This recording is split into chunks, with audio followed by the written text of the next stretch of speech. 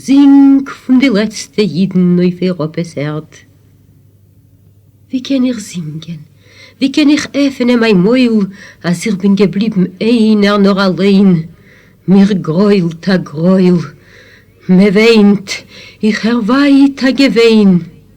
Sing, sing, ich beuf zerweitigt und gebrochen hoch dein Stimm. Such, such im Euf dort oben, ob ist noch da. Und sing ihm, sing das letzte Lied vom letzten Jiden ihm.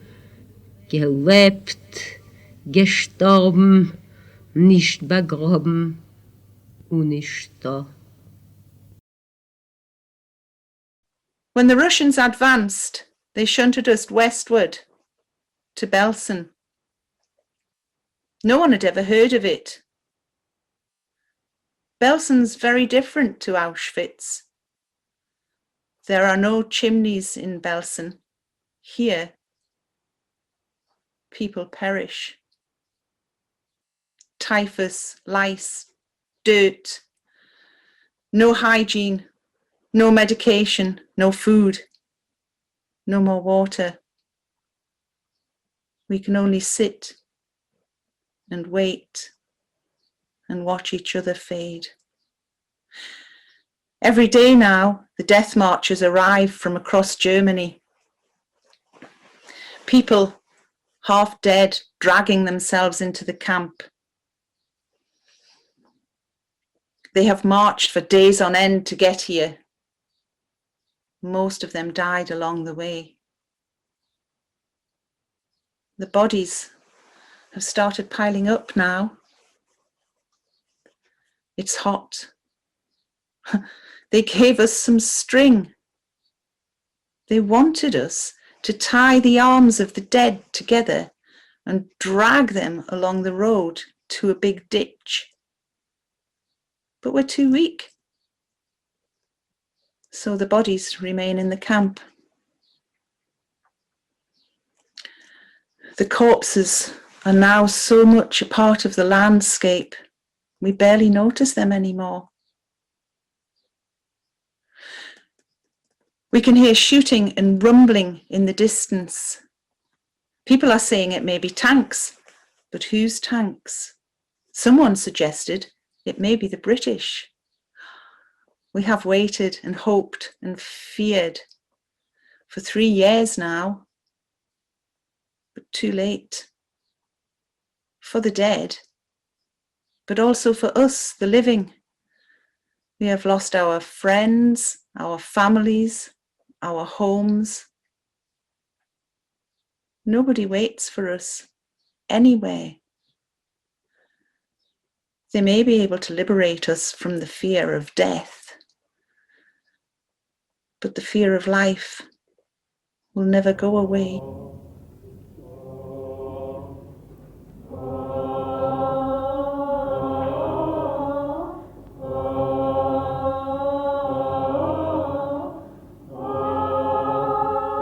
I got there 5 days after the place was liberated. Strolled in wearing the grey uniform of the Quaker Relief Society, ready to do whatever I could.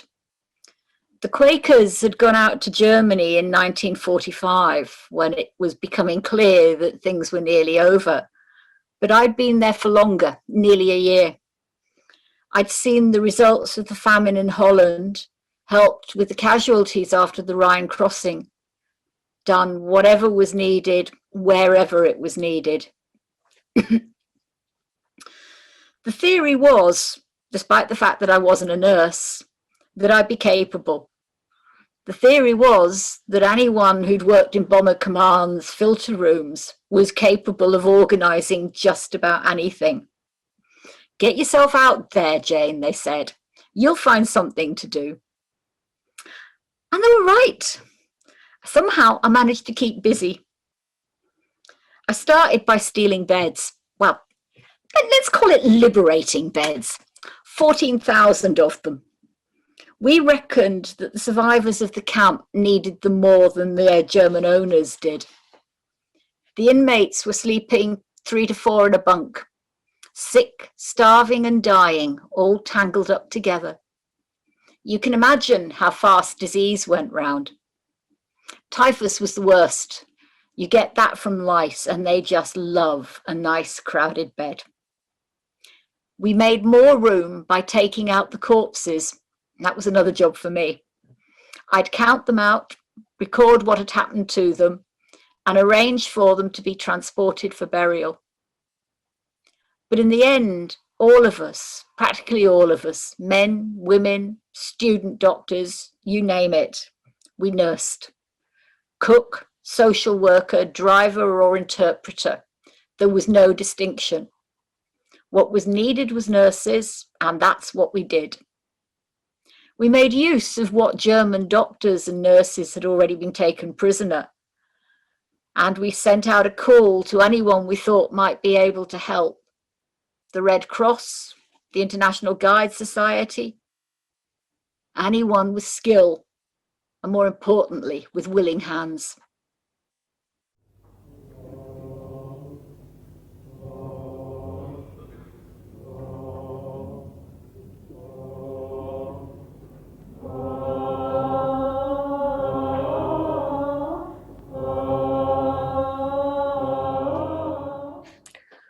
The British Red Cross arrived yesterday.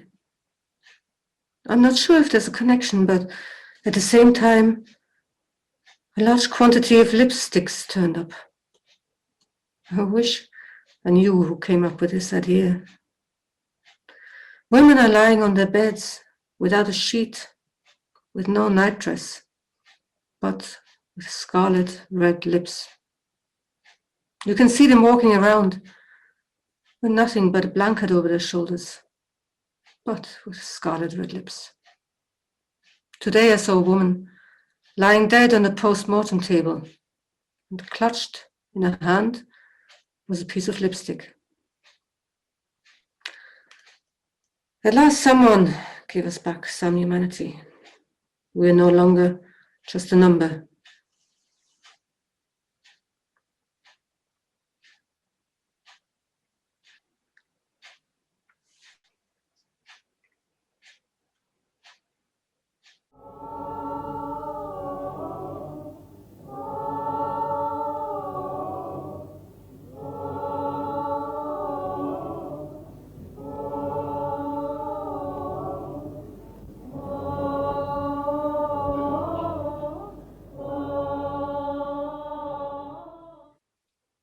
The Germans had said that we'd find 1,500 cases of typhus.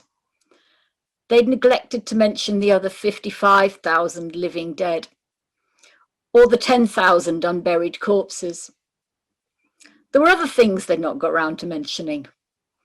Starvation, diarrhea and dysentery were rife. Apart from the frightful conditions in the compound and huts, there were plenty of other horrors as well.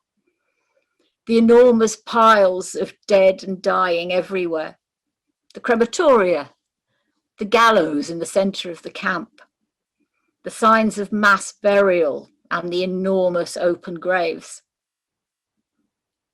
In the camp, there was no sign of hygiene at all. Huts which should have held 80 to 100 people had 600 cramped in.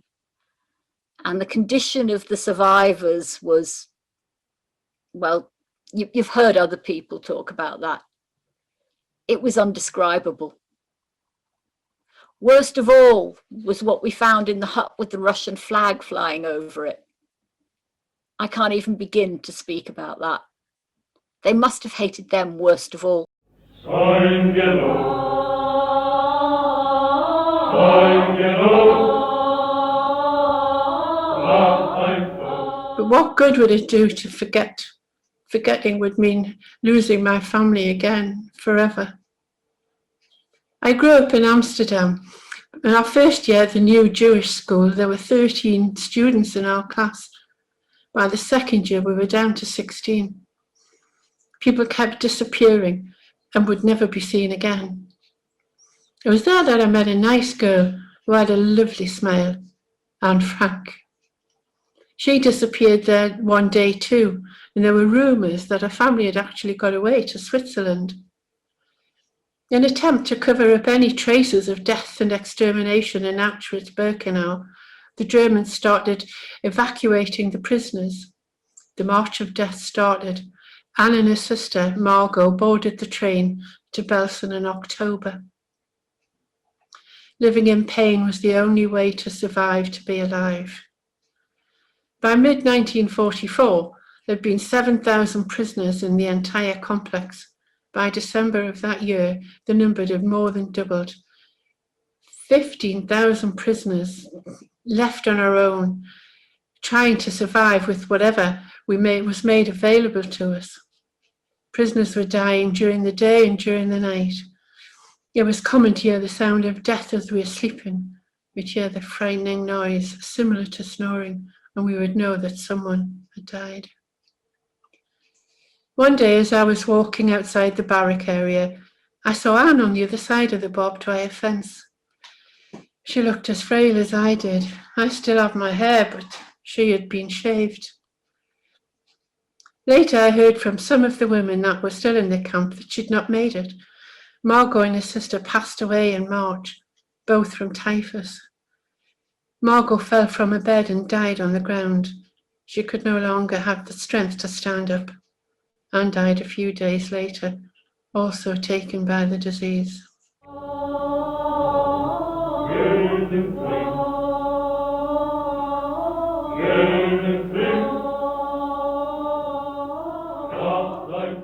Very quickly, we began to provide emergency medical care, clothing and food. The departing SS had sabotaged the water supply in the barracks. When the camp was liberated, most of them had not eaten or drunk anything for a week. We began rehydration immediately and got the water running again. But diet was the major problem for us. At first, we just couldn't get the mix right. Give the starving food that's rich or too bulky and you'll kill them.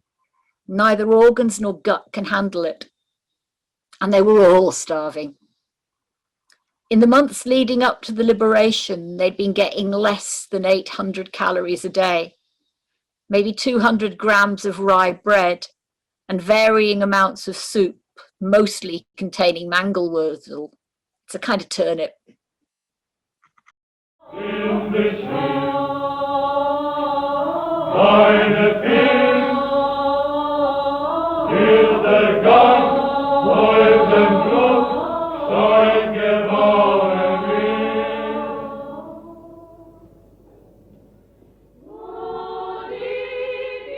I suffered dreadful hunger. With only turnip soup as a ration, we had to go on working for 14 days. The usual sight, half-dead bodies being forced to drag the dead ones to the crematorium. Mental suffering exceeded even that of the body. My husband and children had been torn from me at Birkenau and sent to Orienburg on October the 26th, 1944. When looking at the corpses laid about, I believed each one of them to be that of my husband, a fixed idea that goaded me into a frenzy. After being liberated by the British, I contrived to creep, I couldn't walk, into the men's camp. There I learned the horrible truth. My husband had been there for 5 weeks and had died of starvation only 3 days before the English arrived. My boys were supposed to be at Ohrdruf camp, but all reports that I've heard up to now indicate that when the area was liberated, there was no camp there, only a big cemetery. I'm liberated, but my life is crushed.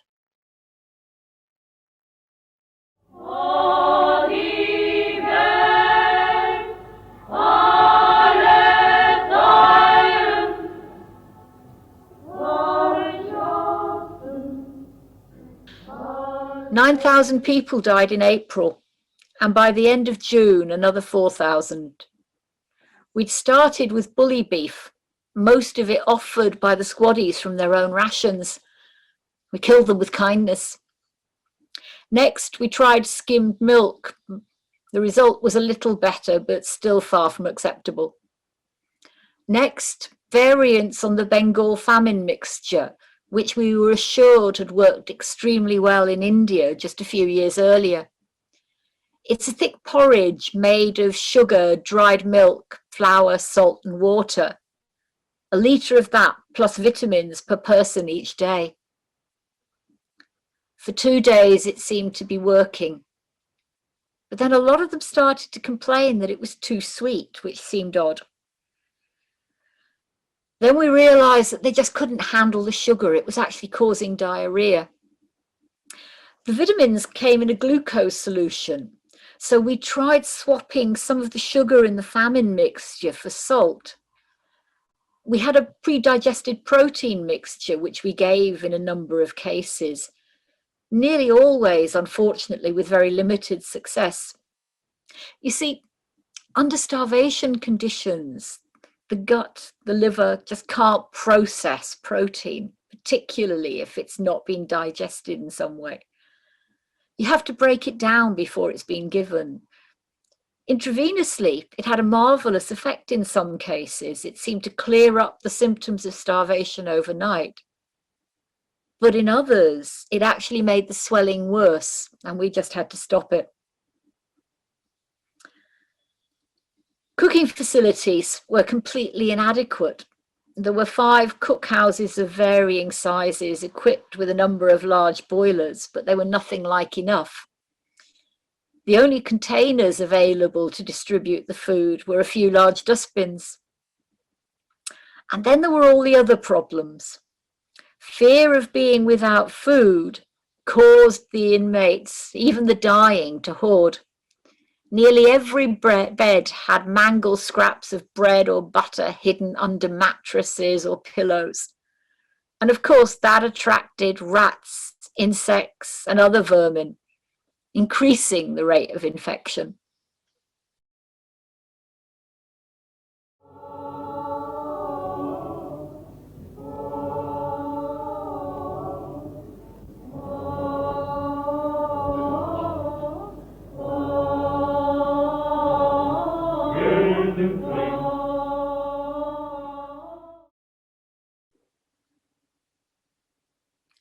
As the children of prisoners of war, we were privileged. We were permitted to bring something from France. A little bag with 2 or 3 items, and one woman brought some chocolate, another sugar, and third, a handful of rice. My mother had just 2 little pieces, baked pieces of chocolate. And she said to me, "We'll keep this for a day when I see you will collapse and really need help. Then I'll give you this chocolate and you will feel better." One woman imprisoned with us was pregnant. She was so skinny, you couldn't tell. Before they took her to camp hospital, my mom said, "Do you remember the chocolate I was saving for you?" "Yes, my mom." "How do you feel?" "I'm fine, my mom." "Well, then if it's all right with you, I would like to give your chocolate to this lady. Giving birth here is very hard. She may die. If I give her the chocolate, it may help her." "Of course, my mom." The woman gave birth to the baby, a tiny little feeble thing. She ate the chocolate. She did not die. She came back to barracks. The baby never cried. Never. He did never wail. 6 months later, the camp was liberated. And they unwrapped the baby's rags. And the baby screamed. That was when he was born, really born.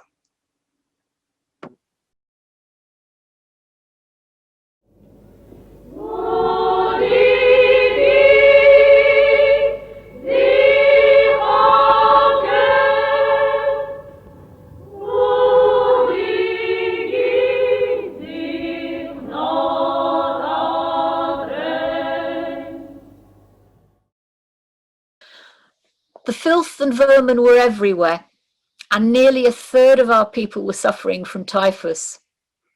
gastric and nasal tubes to get water and food down the sick required more supervision than was possible with our limited staff. Each of us struggled to cope with an average of 150 patients speaking a variety of languages. They didn't understand why we weren't giving them more and better food. Even the workers who were helping had to be instructed in their duties by means of sign language and demonstration. And they were all terrified of the intravenous tubes. The Nazi doctors had used them in their experiments. If an attempt was made to shift one or two of them to the end of the hut to try out some treatment, a piteous wail would go up. Nix crematoria, nix crematoria. They thought we were taking them for burning. Many of them couldn't feed themselves.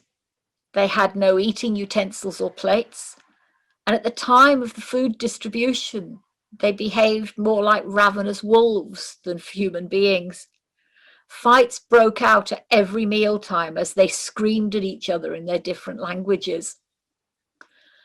But we started to turn it round. We tackled the typhus, went after the damned lice by setting up a human laundry in the old stables block, staffed by German nurses and orderlies. One of our mobile units provided constant hot water. Potential patients were laid out on the tables, washed, dried, and covered in DDT powder. We only cut the hair of those who were literally just stiff with lice. Then on to clean blankets and stretchers and off to the hospital. In the course of 26 days, they cleaned over 11,000 of them, 650 a day on average, 970 when it was really pushing.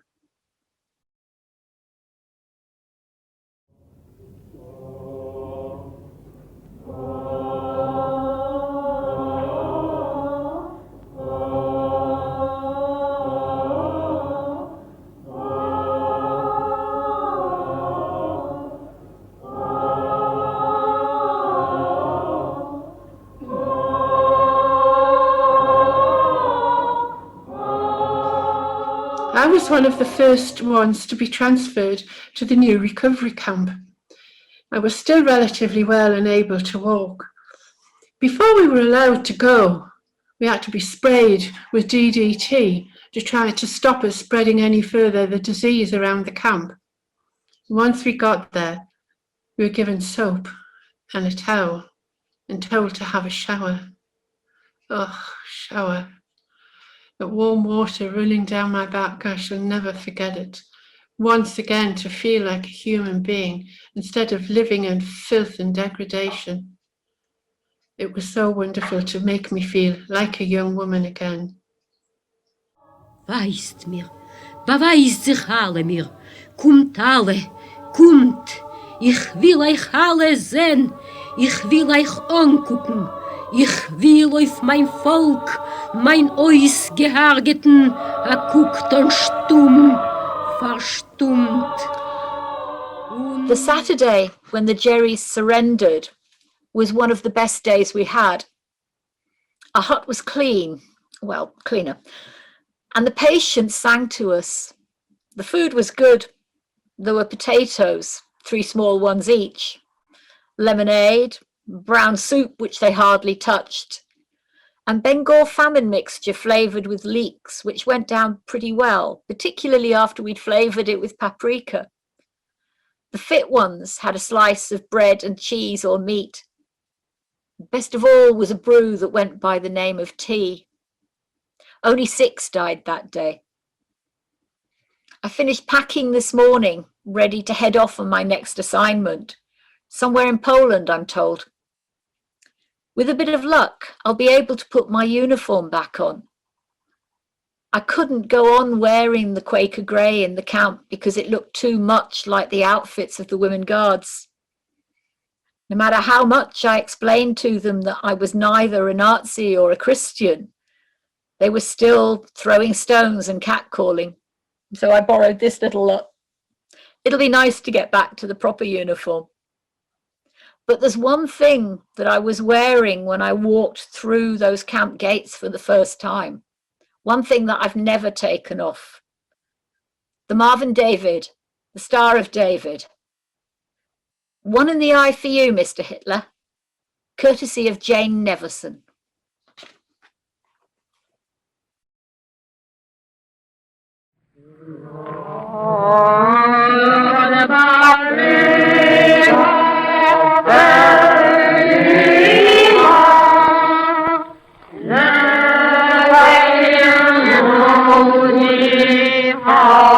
Amen.